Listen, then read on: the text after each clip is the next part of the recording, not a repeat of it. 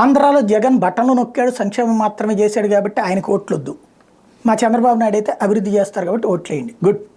సంక్షేమానికి సంబంధించి కూడా ఎక్కువ ఇస్తున్నాడు కాబట్టి ఓట్లేయండి, గుడ్, తప్పేం లేదు ఈ మాట అంటాను. కాకపోతే గతంలో 2014 నుంచి 19 దాకా ఏం అభివృద్ధి చేశారు, ఏ పథకం కొత్తది పెట్టారు అంటే అంతకుముందు ఉన్నాయన్నీ నడిపారు కదా అని చెప్తారు, అయిపోయింది. పోనీ ఆయన ఉన్నప్పుడు ఏం తెచ్చారంటే కియా పరిశ్రమ ఒక్కటి చెప్తారు, మిగతా ఇండస్ట్రీస్ సంబంధించి రాలేదా, ఉంటాయి, చిన్న చితక చాలా ఉంటాయి. ఇప్పుడు జగన్ వచ్చాక అదానీలు పెట్టుబడి పెట్టినా లేదు, అంబానీలు పెట్టినా లేదు, అది పక్కన పెడతాం. పోనీ అభివృద్ధి చూసిన ఓటేయాలంటున్నారు కదా, మరి ఎందుకు మోడీ మీద కోపం?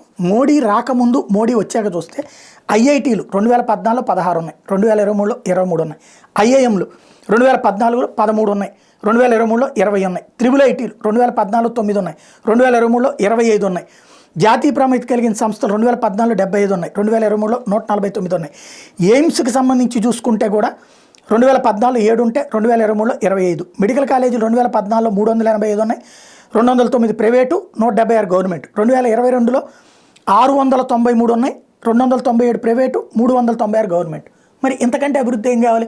ఒక్క మెడికల్ కాలేజ్ వస్తే అభివృద్ధి చెందుతుంది, ఒక కేంద్ర సంస్థ వస్తే అభివృద్ధి చెందుతుందని చెప్పేటప్పుడు ఇన్ని తయారు చేసుకొచ్చినటువంటి నరేంద్ర మోడీకి మరి ఓటేస్తారా? ఓటేయమని అడుగుతారా?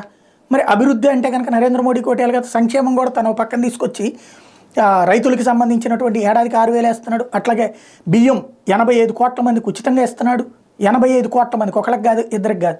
అట్లాగే సర్వశిక్ష అభియాన్ కింద స్కూళ్ళకి నిధులు ఇస్తున్నాడు. అట్లాగే మధ్యాహ్న భోజన పథకానికి కేంద్ర ప్రభుత్వం బియ్యం ఇస్తోంది, పప్పులు ఇస్తోంది. అట్లాగే అంగన్వాడీలకు 4,500 రూపాయలు చొప్పున డబ్బులు ఇస్తోంది. అట్లాగే పారిశుద్ధ్య కార్మికులకి స్వచ్ఛ భారత్ కింద డబ్బులు ఇస్తోంది.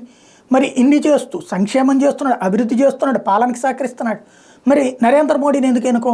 అట్లా ఎన్నుకోనటువంటి వాడు అభివృద్ధి గురించి మాట్లాడితే ఎట్లా ఉంటుంది? మేము ఎన్నుకునేటువంటి నాయకుడి ద్వారా అభివృద్ధి చెందాలి తప్పించి అభివృద్ధి చేసేవాడిని ఎన్నుకోము అని చెప్పినట్టు కదా.